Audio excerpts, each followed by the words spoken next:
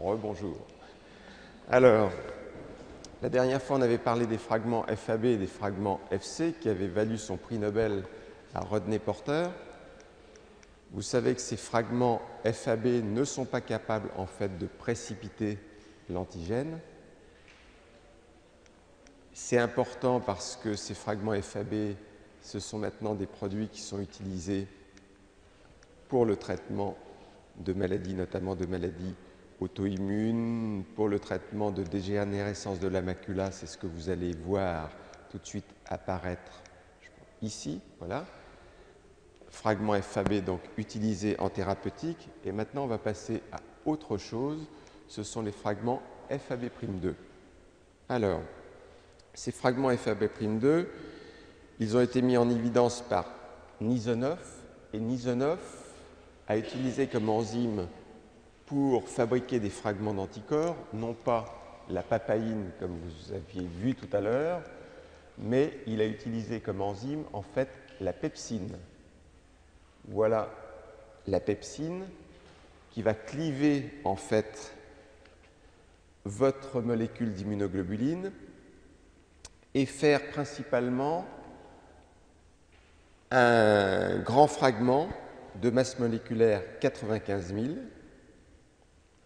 avec des plus petits fragments de peptides.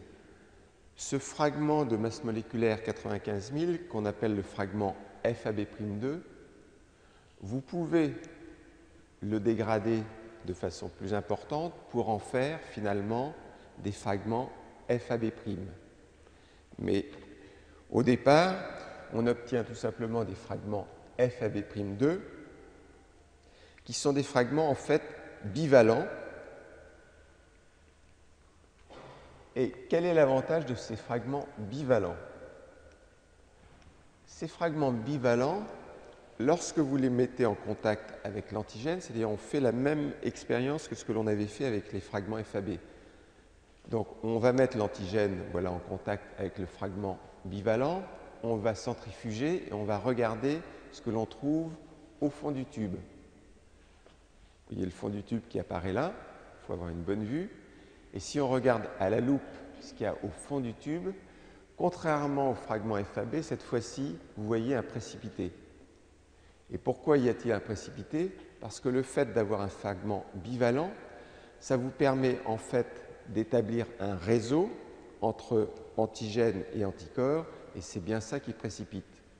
Essayez de faire une chaîne comme ça avec un seul bras, vous aurez du mal.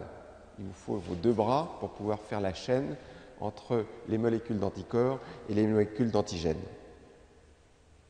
Alors, si on regarde bien ce qui se passe de plus près, ça c'est l'immunoprécipitation, vous voyez, fragment FAB', il y aura pu vous retrouver qu'un seul bras, à ce moment-là vous n'aurez plus de précipitation, il faut avoir vos deux bras, fragment FAB'2 pour l'avoir. Alors, ce qu'il y a d'intéressant, c'est que vous avez fait deux expériences. Une où vous avez clivé votre molécule avec la papaïne et l'autre où vous avez clivé avec la pepsine. Alors, papaïne, ça vous donne FAB. Pepsine, ça vous donne FAB'2. Alors, si vous regardez bien, quelle est la différence? Je m'amuse. Hein. Quelle est la différence? C'est que les clivages se font au-dessus ou en dessous de ponts disulfure qui lient des chaînes des immunoglobulines, qui lient en fait les chaînes lourdes des immunoglobulines.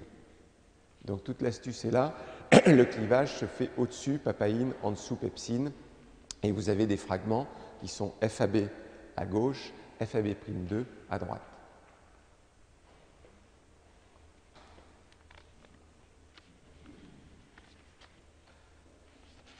Bien. Cette région où vous clivez au-dessus, en dessous, celle qui se trouve ici, c'est en fait une région importante, c'est ce qu'on appelle la région charnière. Et vous verrez qu'en fonction des différentes classes et sous-classes d'immunoglobulines, cette région charnière a plus ou moins de ponts disulfure et elle est plus ou moins souple. Ce qui fait que, en fonction de cette région charnière et en fonction de la souplesse Vous avez des anticorps ici qui sont capables de faire en quelque sorte un grand écart parce que la région charnière est extrêmement souple. Par contre, il y a d'autres anticorps, d'autres sous-classes d'anticorps pour lesquels la région charnière est très rigide et les bras du Y s'ouvrent très peu. Ce qui fait que la distance entre lesquelles un anticorps va pouvoir lier deux antigènes, elle est différente suivant que vous êtes capable d'ouvrir largement les bras du Y ou pas. Donc cette région charnière, elle est importante, elle a un rôle. Alors on va aller maintenant un petit peu plus loin. On va combiner des méthodes biophysiques et des méthodes biochimiques pour découvrir qu'en fait, on a des chaînes lourdes et des chaînes légères. Alors là, celui qui a fait ça, c'est Gerald Edelman. Il a utilisé en fait l'urée 8M pour déplier la molécule. Il a réduit les ponts disulfure avec du mercaptoéthanol.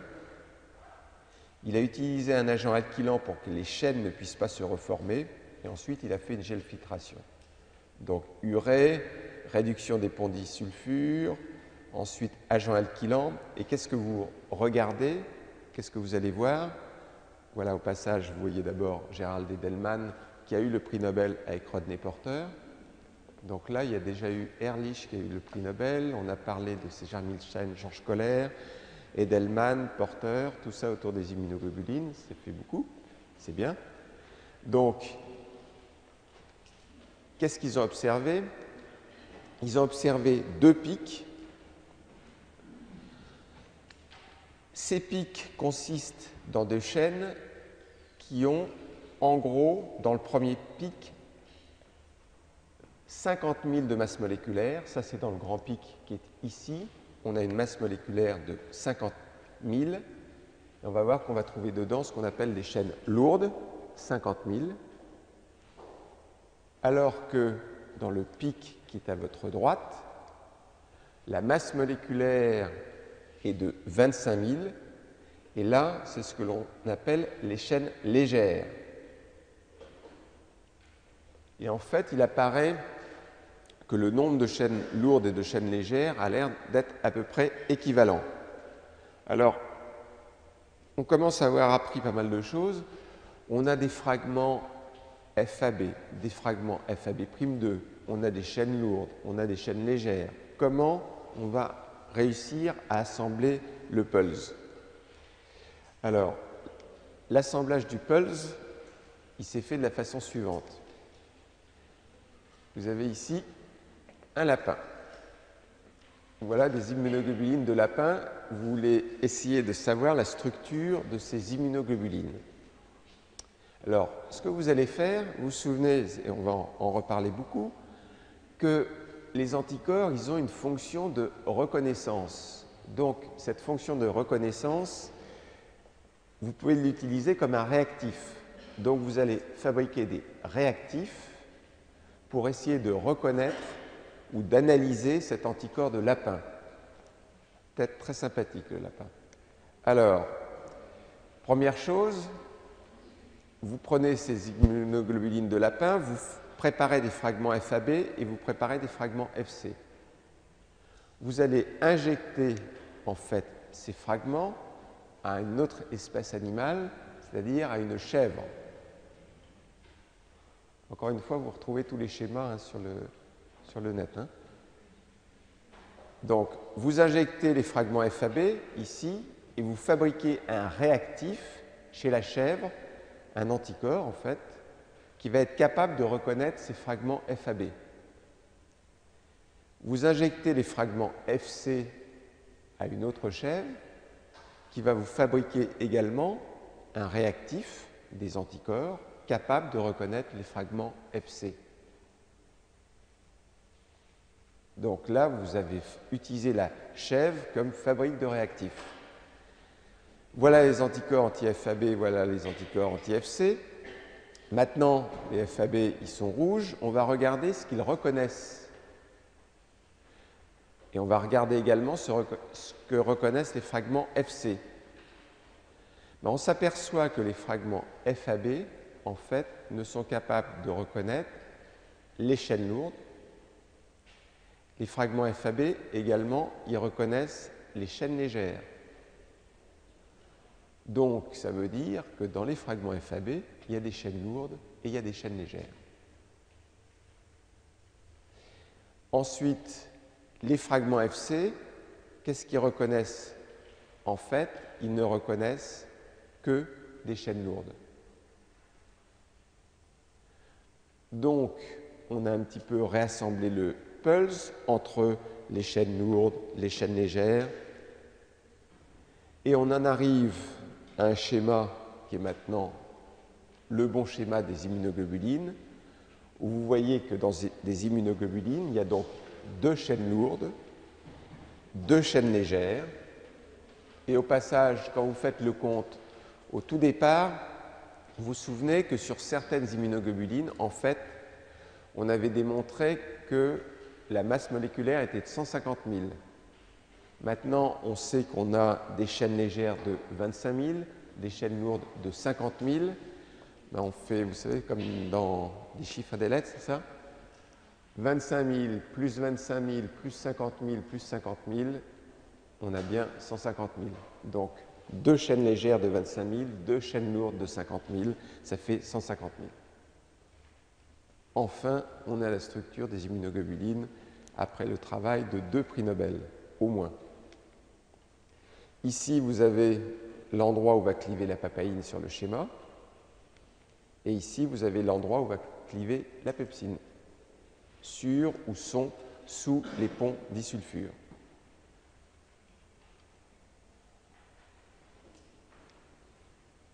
Alors, toujours un petit peu plus compliqué maintenant, on va combiner des méthodes biophysiques, mais avec des méthodes biochimiques beaucoup plus fines, pour pouvoir analyser en fait les domaines des immunoglobulines, les régions constantes et les régions variables, les domaines des immunoglobulines. Alors, pour faire ça, d'abord, les méthodes que l'on utilise, c'est des cartographies de peptides. On digère les immunoglobulines en peptides. On fait des électrophorèses qu'on appelle bidimensionnelles. C'est des électrophorèses bidimensionnelles. Vous avez une première dimension où vous faites migrer en fonction du pH. Une seconde dimension où vous faites migrer en fonction de la masse moléculaire. Ça, c'est des méthodes qui sont utilisées, mais qui manquent un petit peu de finesse. Ensuite, vous allez pouvoir faire le séquençage de peptides ou de protéines. Et vous allez pouvoir faire, il y a une faute d'orthographe là, je pense, ici, mais bon, vous allez pouvoir faire de l'étude cristallographique par diffraction des rayons X pour approcher la structure tridimensionnelle. Alors, vous pouvez l'avoir aussi en anglais. Donc, ce sont des machines en fait extrêmement compliquées. Ici, dans cette faculté, dans le groupe d'Arnaud Ducrix et de Frédéric Dardel, ils font de la cristallographie et ils font de l'analyse structurale par diffraction des rayons X avec des machines qui doivent ressembler à celles-ci, qui sont des machines tout de même très complexes. Donc, des techniques biochimiques extrêmement fines. En utilisant ces techniques biochimiques, premier résultat, c'est que vous allez vous apercevoir qu'il y a des régions variables et des régions constantes. En fait, qu'est-ce que vous faites? Vous regardez les séquences d'acides aminés sur les chaînes légères et sur les chaînes lourdes d'un premier anticorps, d'un second anticorps, d'un troisième anticorps. Et vous allez comparer ces séquences d'acides aminés pour regarder ce qui se passe. Et vous allez voir qu'à l'intérieur des chaînes légères, à l'intérieur des chaînes lourdes, vous les avez vues apparaître d'abord en bleu et ensuite en rouge, il y a en fait des régions variables qui sont aminoterminales. Et ces régions variables aminoterminales, elles ont une longueur d'à peu près 110 acides aminés. Et à l'intérieur de ces régions donc variables aminoterminales, il y a des changements importants d'acides aminés d'une immunoglobuline à une autre. Donc, grande variabilité de ces régions variables d'une immunoglobuline à une autre. Et derrière ces régions variables, vous voyez apparaître ici en jaune d'autres régions. Sur les chaînes légères, elles font également à peu près 110 acides aminés. Sur les chaînes lourdes, vous avez plusieurs régions que l'on appelle des régions constantes qui vont faire toutes aussi à peu près 110 acides aminés. Mais là, d'une immunoglobuline à une autre, en fait, les séquences sont quasiment constantes. Donc, région variable, NH2 terminal, région constante, ici, carboxyterminal. Alors, ça, c'est sur la structure primaire des immunoglobulines. Maintenant, ça va nettement se compliquer. Ça va se compliquer et on va parler de ce qu'on appelle les zones d'homologie et les domaines. Alors, les zones d'homologie, ça concerne, comme on vient de le dire, la structure primaire des immunoglobulines, pour lesquelles on vient de dire qu'il y a des régions variables de 110 acides aminés qui sont ici en rouge, mais ensuite, il y a des régions constantes. Et ce qui est assez remarquable, c'est que dans ces régions constantes, il y a tout de même des zones d'homologie entre, par exemple, cette région constante ici, qui fait à peu près 110 acides aminés, et en fait une autre région constante ici. Il y a des similitudes. Il y a ce qu'on appelle des zones d'homologie entre cette région constante ici, sur la chaîne légère, et cette région constante ici, sur la chaîne lourde.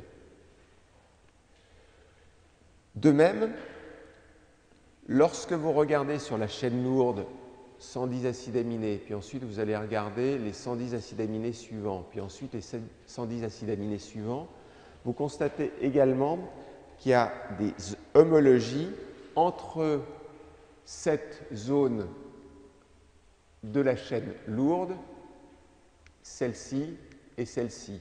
Il y a à peu près 30% d'homologie entre une première zone d'homologie de la chaîne lourde et la seconde, la troisième, voire par moment, il y en aura même une quatrième. Donc à peu près 30% d'homologie entre ça, ça et ça. Ce qu'il y a d'intéressant, c'est qu'il y a d'ailleurs plus d'homologie entre cette zone constante de la chaîne légère et cette première zone constante de la chaîne lourde. Il y a plus d'homologie entre ça et ça que d'homologie entre la première zone d'homologie sur la chaîne lourde et la seconde zone, ici. C'est un petit détail, mais bon. Alors, ça, c'était les zones d'homologie. Et ces zones d'homologie, ça concerne uniquement la structure primaire. Maintenant, on va aller voir ce qui se passe au niveau de la structure secondaire. Vous savez que cette structure primaire, elle peut se mettre dans une conformation soit d'hélice alpha, soit de feuillet bêta. Alors maintenant, lorsque l'on va parler des immunoglobulines, ce qui nous intéresse, il n'y a pas d'hélice alpha. Les immunoglobulines, c'est composé avec des feuillets bêta. Donc on va regarder ce qui se passe de plus près sur ces feuillets bêta des immunoglobulines. Et on va parler maintenant autour de la structure secondaire ou de la structure tertiaire, puisque ces feuillets bêta vont pouvoir se mettre dans des conformations un petit peu différentes. Et on va regarder ce qui se passe au niveau de ces feuillets bêta, au niveau de ces structures secondaires ou tertiaires, et on va s'apercevoir que les immunoglobulines forment ce que l'on appelle des domaines globulaires. Alors vous verrez apparaître tout à l'heure, en fait, des domaines fonctionnels. Pour l'instant, on est en structure secondaire et structure tertiaire, et on va parler uniquement de domaines globulaires. Alors, première chose, c'est que ces domaines globulaires, quand vous regardez, par exemple, ici, le domaine constant d'une chaîne lourde, ici, vous avez le domaine variable d'une chaîne lourde, donc ici, Domaine variable d'une chaîne lourde, premier domaine constant, pardon, de chaîne légère, hein, VL, c'est léger. Je suis léger, donc je rectifie. Premier domaine variable d'une chaîne légère, premier domaine constant d'une chaîne légère. Vous voyez que vous avez bien en fait des feuillets bêta et non pas des hélices alpha. Vous voyez d'autre part que ces feuillets bêta sont composés de brins. Ces brins, ils sont ici. Et vous avez en fait 3 à 4 brins ici qui se composent un feuillet. Donc je répète, je vais lentement. Vous avez à l'intérieur de chaque domaine, domaine variable de la chaîne légère, domaine constant de la chaîne légère. À l'intérieur de chaque domaine, vous avez en fait des feuillets bêta. Vous allez vous apercevoir que dans chaque domaine, vous avez en fait 2 feuillets bêta. Ça va se mettre en place, j'ai beaucoup de schémas. 2 feuillets bêta. Et chaque feuillet bêta est composé en fait de 3 ou de 4 brins. Alors, arrangement des brins bêta. Voilà ici un domaine, voilà l'autre. On illustre. Voilà les feuillets bêta qui se mettent en place. Ça, c'était sur le domaine constant de la chaîne légère. Voilà les feuillets bêta qui se mettent en place pour le domaine variable de la chaîne légère. Et vous voyez que ces feuillets, en fait, sont composés de 1, 2, 3, 4 ou 1, 2, 3, 1, 2, 3, 4, 1, 2, 3, 4, 3 ou 4 brins. Alors, ces 2 feuillets sont reliés en fait par un pendisulfure.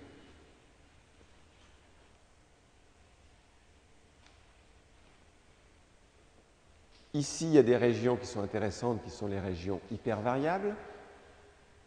On va en reparler tout de suite. Et quand vous regardez comment ça se passe, alors il faut suivre vite. Voilà. Comment se replie votre chaîne d'immunoglobuline. Elle fait un chemin qui est un petit peu complexe. D'accord? Donc ça, c'est ce qui s'est passé ici. Vous venez d'assister au repliement d'un feuillet, voilà, avec les brins, autre feuillet. Donc vous avez un premier feuillet ici, un second feuillet là, et vous avez, pour relier ces 2 feuillets, un pendisulfure. Alors ce qui est de caractéristique, à l'intérieur de chaque domaine, on va revenir en arrière. Ce qui est caractéristique à l'intérieur de chaque domaine ici, vous en avez un domaine là, un domaine. Ce qui est caractéristique, c'est d'autre part ces feuillets, 2 feuillets à chaque fois, 2 feuillets à chaque fois, de 3 ou 4 brins. Et ce qui est caractéristique, c'est que dans chacun de ces domaines, avec 2 feuillets, pour relier ces 2 feuillets, vous avez un pendisulfure. Alors je reviens, je vais volontairement lentement parce que c'est un petit peu compliqué, mais ça va se mettre en place. On a parlé par exemple, sur la chaîne légère, de régions variables. Voilà la région variable, de régions constantes sur la chaîne légère. Voilà la région constante. Ensuite, on a dit qu'il y avait des zones d'homologie. Ça fait 110 acides aminés. Ça fait à peu près 110 acides aminés.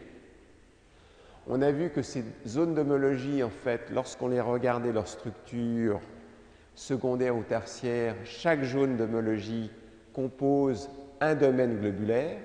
Chaque zone d'homologie compose un domaine globulaire. Chaque domaine globulaire est composé de 2 feuillets bêta. Et chaque feuillet bêta est relié par un pendisulfure. Ce qui veut dire, si je viens de A à Z, qu'à l'intérieur de chaque zone d'homologie, j'ai un pendisulfure. Et en fait, ce pendisulfure fait une boucle d'à peu près, entre les acides aminés, d'à peu près 60 acides aminés. On reverra ça tout à l'heure. Alors,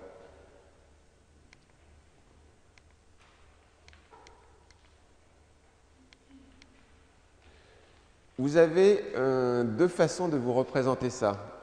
Il y en a qui représentent ça un petit peu en disant, voilà, c'est comme un sandwich dans lequel il y a deux tranches, c'est pas très élégant je trouve, deux tranches de pain et dans lesquelles vous mettez un pic qui est le pont disulfure pour que ça soit comme ça.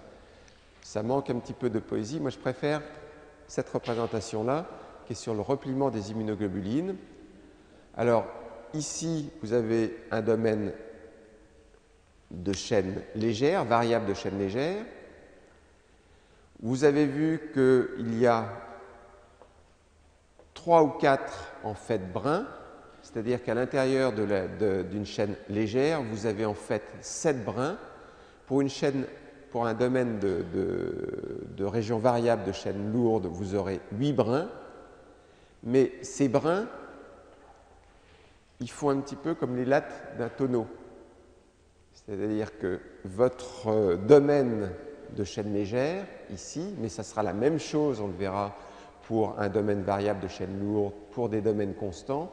Chaque domaine, ça vous forme un espèce de petit tonneau avec les feuillets de chaque domaine qui sont un petit peu comme les feuilles de bois. Je ne savais pas, j'ai appris l'année dernière que ces feuilles de bois, ça s'appelait des douves. Et un tonneau, c'est fait de feuilles de bois, de douves. Les immunoglobulines, c'est pareil. Alors, pour l'instant, vous étiez donc à des domaines globulaires et on en était uniquement à la structure secondaire ou tertiaire des immunoglobulines. Maintenant, on va passer en structure quaternaire. Pourquoi on va passer en structure quaternaire? Parce que tout simplement, structure quaternaire, ça veut dire que vous allez avoir un assemblage dans l'espace de 2 chaînes peptidiques. Et là, pour une immunoglobuline, vous avez forcément un assemblage dans l'espace de 2 chaînes et même de 4 chaînes en fait peptidiques, puisque vous avez 2 chaînes légères et 2 chaînes lourdes. Alors, on va regarder ça. D'abord, on va regarder une par une les différents domaines globulaires. Voilà, on passe par la fin. Ça, c'est une chaîne lourde. Quand il y a H, c'est lourd hein, pour heavy. Donc, une chaîne lourde, vous avez un premier domaine globulaire, donc un petit tonneau là. Okay. Ensuite, ça c'est une région variable. Ensuite, vous avez un second petit tonneau, un second domaine globulaire qui est la première région constante de la chaîne lourde, puis une seconde région constante de la chaîne lourde et une troisième région constante de la chaîne lourde. Ensuite, vous voyez là apparaître une chaîne légère. Ici, la région variable de la chaîne légère. Ici, la région constante de la chaîne légère. Il faut que vous doubliez ça. Ici, c'est chaîne légère en vert et ici, chaîne lourde. Vous avez votre immunoglobuline et vous avez vu apparaître les uns après les autres les différents domaines en fait globulaires. Alors, ici, qu'est-ce qu'on voit apparaître? La fameuse région charnière dont on a parlé tout à l'heure, qui est importante. Hein, elle est ici. Vous voyez apparaître aussi quelque chose d'intéressant, c'est les chaînes sucrées qui sont donc dans le fragment FC et qui sont entre les régions constantes des chaînes lourdes. Donc, voilà. Alors, ici, vous avez un domaine variable de la chaîne légère, un domaine constant de la chaîne légère. Ça, ce sont des domaines, en fait, globulaires.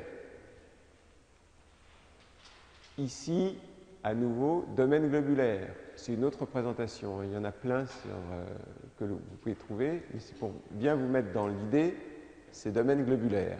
Et maintenant, on passe à la structure quaternaire et on va parler non plus de domaine globulaire, mais on va parler de domaine fonctionnel. Alors, domaine fonctionnel. Regardez, dans l'espace, ici, vous avez un domaine globulaire, ici, qui correspond à la région variable de la chaîne légère.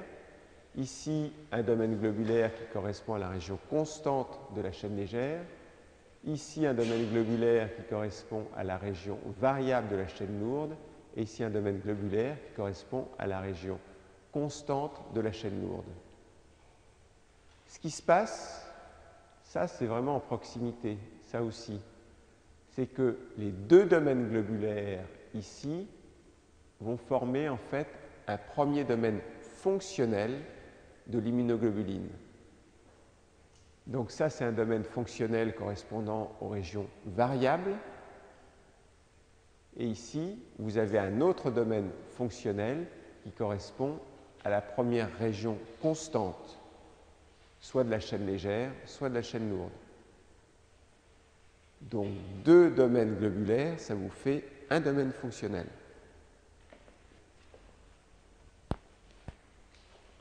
Alors, ici, même chose, vous avez le second domaine constant des immunoglobulines, le troisième ici. Ben, ça va vous faire un second domaine fonctionnel correspondant à des régions constantes, et ici un troisième domaine fonctionnel. Ça va? Alors, ici, c'est d'autres représentations, donc domaine fonctionnel. Alors maintenant, vous reprenez l'immunoglobuline entière. Là, vous l'avez entièrement. Ici, un premier domaine fonctionnel correspondant aux régions variables.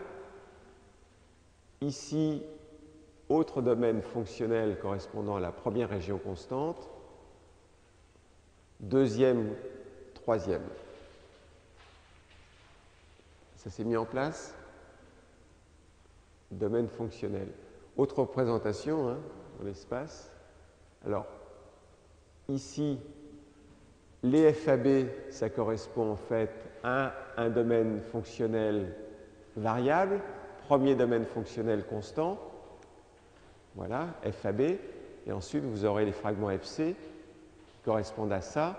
C'est un domaine fonctionnel, le second domaine fonctionnel de la région constante et le troisième domaine fonctionnel de la région constante.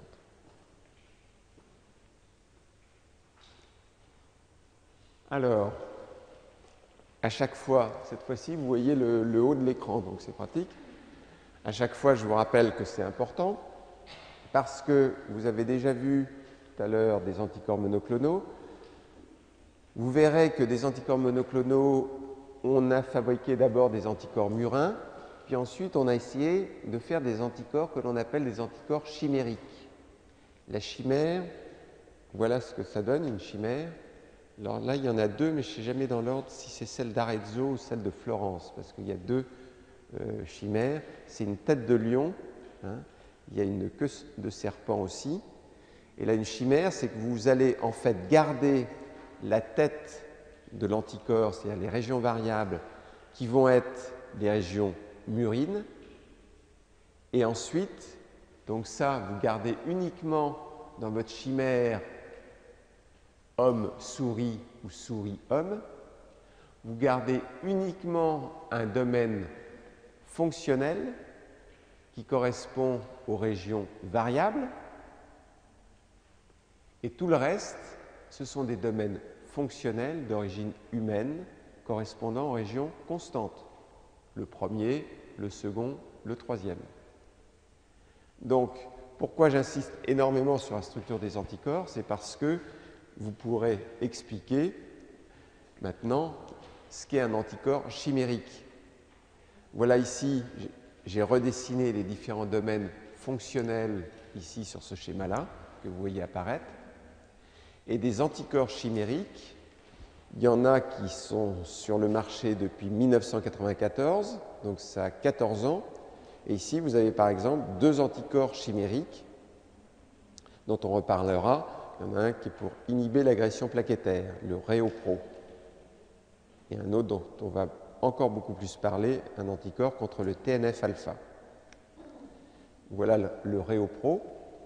Donc vous vous êtes ennuyé pour essayer de comprendre la structure des immunoglobulines, mais là vous avez la récompense, vous voyez les médicaments qui apparaissent. Donc Réopro, ici, c'est bien un fragment FAB, donc c'est utile de savoir à nouveau ce qu'est un fragment FAB, et d'un anticorps en fait chimérique. Et maintenant, vous comprenez ce qu'est une chimère avec ses domaines fonctionnels, variables ou constants.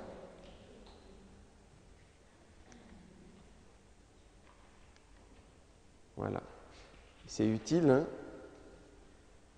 Ça réduit, c'est les gens qui en fait on leur a posé souvent un stent pour un problème cardiaque et ça évite que l'artère se rebouche après l'intervention chirurgicale. Alors, autre sujet qui est intéressant, c'est les méthodes d'études immunologiques. Tout à l'heure, vous avez déjà vu avec le sympathique lapin qui est apparu, les chèvres aussi qui nous ont servi tout à l'heure à fabriquer des réactifs. Vous avez vu que pour étudier la structure des anticorps, on va utiliser comme réactifs les anticorps eux-mêmes. Donc, ce sont des méthodes d'étude immunologiques puisqu'on utilise l'outil anticorps, l'outil immunologique pour étudier la structure des anticorps. Et en fabriquant ce type d'anticorps, par exemple en injectant des anticorps humains à un lapin, on va demander à ce lapin de fabriquer des anticorps qui vont me servir de réactifs pour analyser ce qui se passe à la surface de l'immunoglobuline humaine. Donc, anticorps humain, vous allez injecter cet anticorps humain au lapin pour qu'il vous fabrique des réactifs. Donc maintenant, voilà l'anticorps de lapin qui est apparu et il vous a fabriqué un réactif et vous allez voir comment ce réactif reconnaît un antigène particulier, celui que vous voulez étudier, qui est l'anticorps humain. C'est une gymnastique de l'esprit là, hein.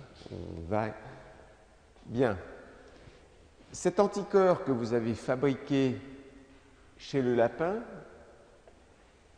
il peut reconnaître différents sites antigéniques, différents épitopes, différents déterminants antigéniques et les premiers types de déterminants antigéniques, de sites antigéniques que peut reconnaître votre anticorps de lapin sur une immunoglobuline humaine, c'est ce que l'on appelle les déterminants isotypiques.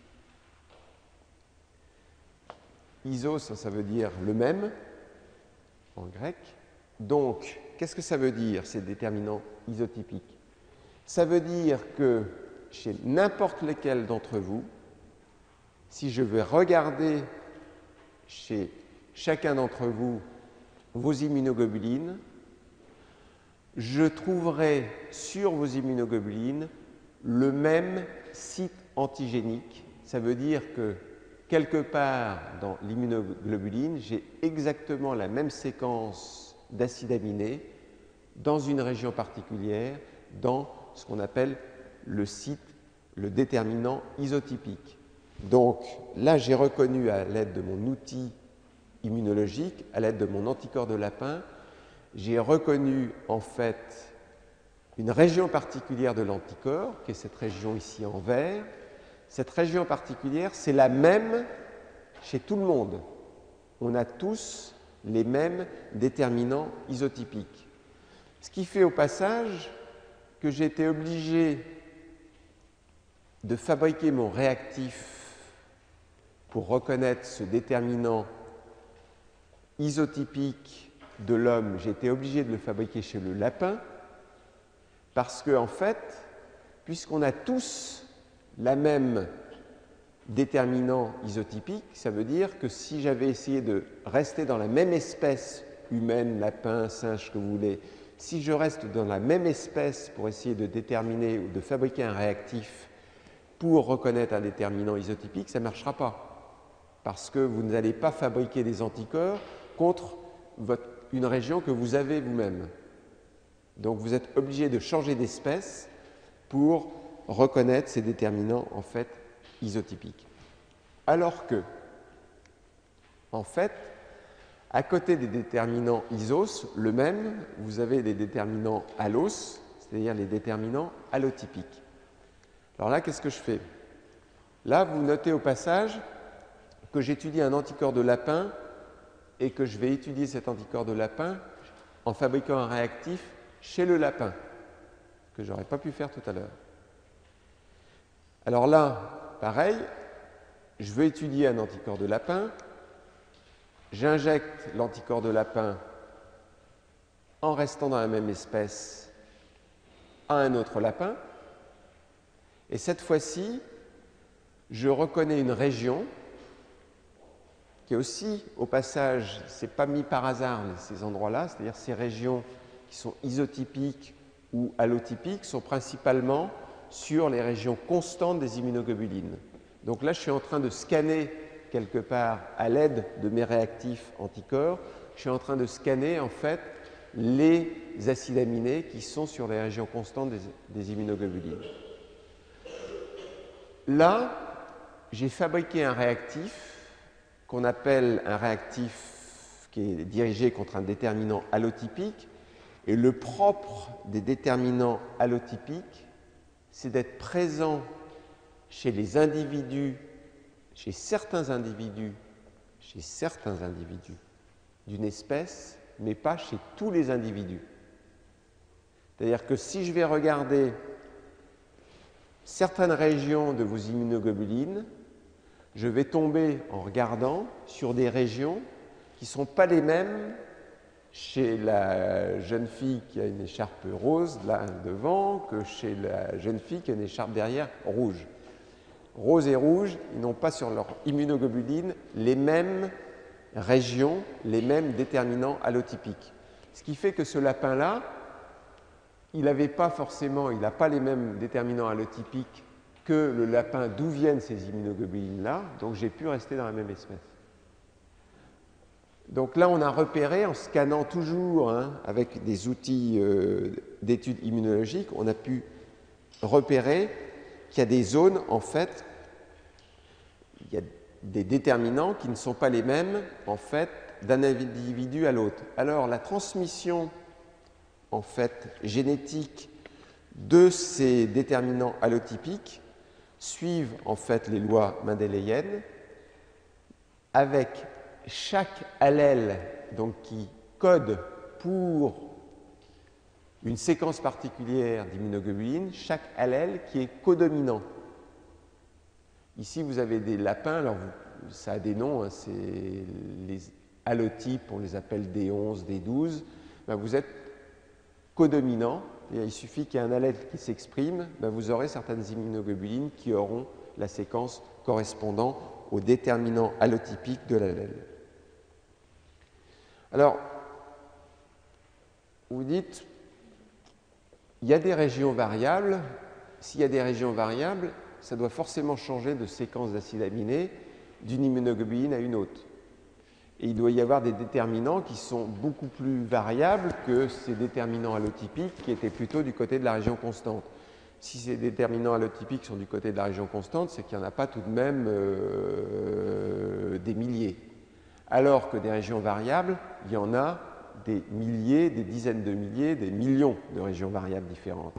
Et vous dites, ça correspond peut-être, certainement pas à des déterminants isotypiques, puisque ça, c'est les mêmes pour tout le monde, pas des déterminants allotypiques, mais ça correspond en fait à des déterminants qu'on appelle idiotypiques, ni isotypiques, ni allotypiques, mais idiotypiques. Alors là, il y a une petite subtilité dans ces déterminants idiotypiques. Vous faites chez le lapin, toujours. Anticorps de lapin, vous l'injectez à un autre lapin. Alors, vous auriez pu faire un déterminant, au passage, on n'a pas changé de technique, vous pouvez avoir fabriqué là, un déterminant ou un anticorps capable de reconnaître un déterminant allotypique. Là, je vous dis, voilà, vous avez fabriqué une nouvelle catégorie de réactifs, des anticorps qui reconnaissent des déterminants idiotypiques. Vous voyez que là, c'est une région qui est une région variable. Vous avez fabriqué ce réactif qui reconnaît cette région variable. Vous me dites, oui, mais qu'est-ce qui prouve que ce réactif-là, il n'a pas reconnu en fait un déterminant allotypique que personne ne connaissait avant.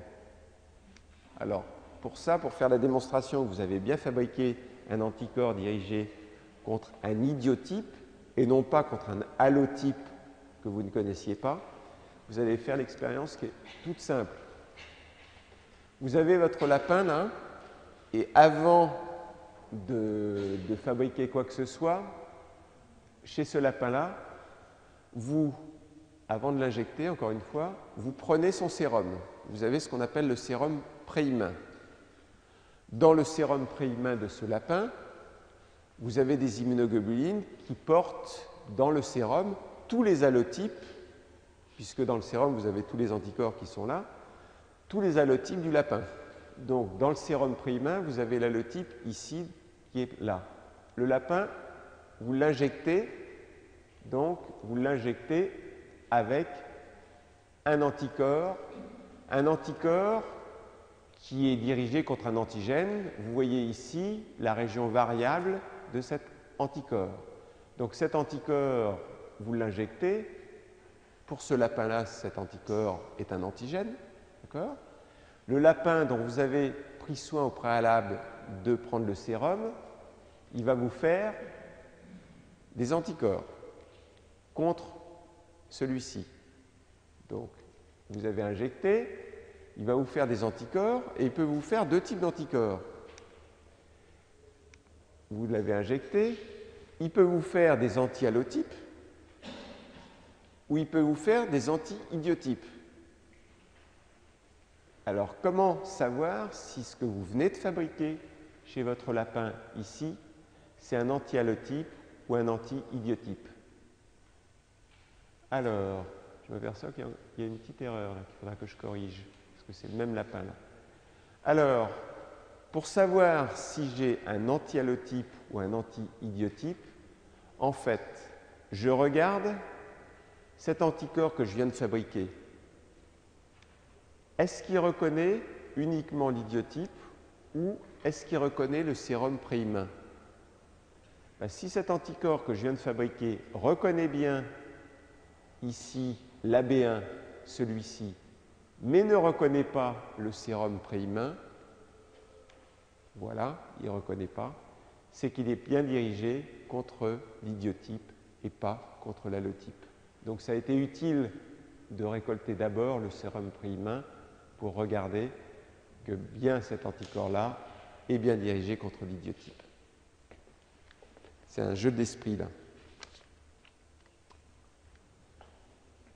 Alors au passage, je ferai une correction parce que je ne change pas de lapin. Alors, un petit peu plus loin maintenant, hétérogénéité, je vous ai dit, il y a des régions variables. Maintenant, on va aller un petit peu plus loin, on va regarder de beaucoup plus près ces régions variables. Donc, on s'intéresse uniquement à ces régions qui sont aminoterminales, sur la chaîne lourde ou sur la chaîne légère. On va regarder de plus près et on va s'apercevoir que dans ces régions variables, il y a en fait ce que l'on appelle des régions hypervariables. Les régions hypervariables, donc là ici vous partez de 1, vous êtes à peu près ici à 110, et vous voyez que dans les régions variables des chaînes légères ou les régions variables des chaînes lourdes, il y a 3 zones ici qui sont beaucoup plus foncées, qui sont des régions dans lesquelles il y a une très très grande variabilité d'une immunoglobuline à une autre. Ce sont des régions qui sont extrêmement importantes, ces régions hypervariables.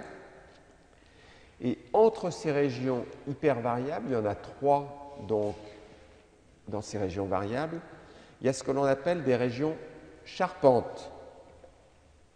Donc, à l'intérieur de ces régions variables, il y a des régions hypervariables. Ici, vous les revoyez. Ces régions hypervariables, elles ont un autre nom, c'est ce qu'on appelle les régions CDR. CDR, c'est pour Complementary Determining Regions. Vous verrez pourquoi on les appelle comme ça. D'accord? Donc, vous avez 3 régions hypervariables et entre les deux, vous avez ce qu'on appelle des régions charpentes, qu'on appelle des régions FR, Framework, charpente. Donc ici, 3 régions hypervariables, régions charpentes. Au passage, vous avez tout de même un endroit où il n'y a jamais aucune variabilité dans les régions variables des immunoglobulines, c'est l'endroit où vous avez les 2 cystéines du pont disulfure. Ça ici, elles sont toujours là, elles sont toujours au même endroit, ça ne bouge pas. Mais donc, région hypervariable, région charpente, 2 positions qui sont constantes correspondant en fait au pont disulfure. Là, vous avez une autre représentation parce que ça aussi, ce n'est pas uniquement des petits dessins, ça a des conséquences pratiques. C'est-à-dire derrière, il y a des médicaments qui sont conçus pour correspondre à des régions en fait notamment hypervariables. Alors là, vous avez vos 110 acides aminés et vous regardez d'une immunoglobuline à une autre, quelle est la variabilité d'acides aminés d'une immunoglobuline à une autre. Là, vous voyez qu'il y a des régions où ça change un nombre de fois considérable, puis d'autres où ça change très peu de fois. Donc là, vous avez une première région hypervariable, une seconde, et une qui est la plus importante, qui est la troisième région hypervariable, CDR3. Alors, ici, vous avez vos feuillets d'immunoglobuline, vous avez des brins, et vous allez vous apercevoir que, en fait, les régions charpentes, ça correspond plutôt aux brins, et que, en fait, les régions, alors vous les voyez se mettre en place là, première région hypervariable, seconde région hypervariable, troisième région hypervariable. Et ces régions hypervariables correspondent en fait aux boucles qui se font entre les brins. Vous vous souvenez tout à l'heure le schéma où ça partait dans tous les sens, ça faisait des boucles, ça tournait à droite, à gauche, etc. C'était un véritable gymkhana de l'immunoglobuline. Il y a des tournants qui se font et ces boucles ici, ça correspond bien aux régions hypervariables. Et encore une fois, la plus importante, c'est vraiment la région CDR3. Vous la voyez ici mise en beaucoup plus gros. Donc, région variable, région hypervariable.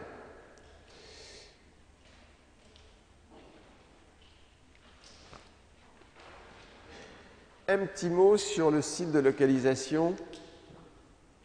En fait, le site de localisation de l'antigène. Pourquoi c'est si important de parler de ces régions hypervariables, de la région CDR3? Si vous regardez ici l'immunoglobuline telle que vous l'avez déjà vue, en fait, ces régions hypervariables, comme par hasard, ces boucles, vous les retrouvez où? Vous les retrouvez à l'extrémité des régions variables des immunoglobulines. Et vous allez vous apercevoir que tout naturellement, une fois que vous voyez ça, vous dites, oula, si ça se trouve ici, les régions hypervariables, c'est qu'elles vont avoir un rôle important dans la liaison de l'anticorps avec l'antigène. Et c'est exactement ce qui se passe.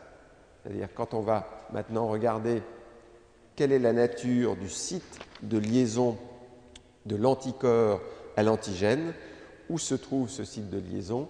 Il se trouve justement à l'extrémité de l'immunoglobuline où vous avez ces régions CDR, ces régions hypervariables. Vous les retrouvez ici, quand je vous disais qu'elles correspondaient aux boucles. Sur le schéma, là où on regardait comment ça se passait, elles sont là, les régions hypervariables. Alors, pourquoi c'est important à nouveau? Maintenant, on a déjà parlé des anticorps chimériques. On avait parlé la dernière fois, on avait parlé des régions des anticorps humanisés. Vous regardez les anticorps humanisés, je vous l'avais déjà dit la dernière fois, mais tout ce que vous gardez d'origine murine, c'est tout simplement, en fait, les régions hypervariables des immunoglobulines murines. Vous pouvez ensuite changer tout votre anticorps et mettre un anticorps humain. Vous avez gardé en fait ce qui vous intéresse, c'est-à-dire le site de liaison de l'anticorps à l'antigène. C'est ce que l'on va voir un petit peu plus loin.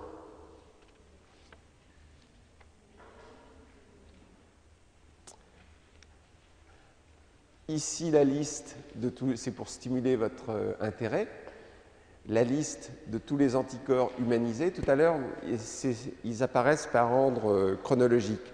Et là, si vous vous souvenez le schéma de tout à l'heure, on en avait deux simplement qui étaient les anticorps chimériques que vous retrouvez ici. Alors là, c'est les anticorps qui sont hors traitement du cancer. Vous allez voir d'autres tableaux où vous allez avoir toute la série d'anticorps qui sont utilisés pour le traitement du cancer. Mais là, c'était simplement pour vous illustrer qu'à côté des anticorps chimériques, vous êtes passé aux anticorps humanisés, et on verra plus tard qu'on est passé à des anticorps entièrement humains. Mais vous voyez, au cours du temps, anticorps entièrement murins, puis des chimériques, on a gardé en fait le domaine fonctionnel variable, puis humanisé uniquement les régions CDR, puis ensuite on va passer à entièrement humain. Voilà, vous avez progressé. La prochaine fois, on redémarrera de la structure du site anticorps, ce qui est tout à fait intéressant. Bonne matinée.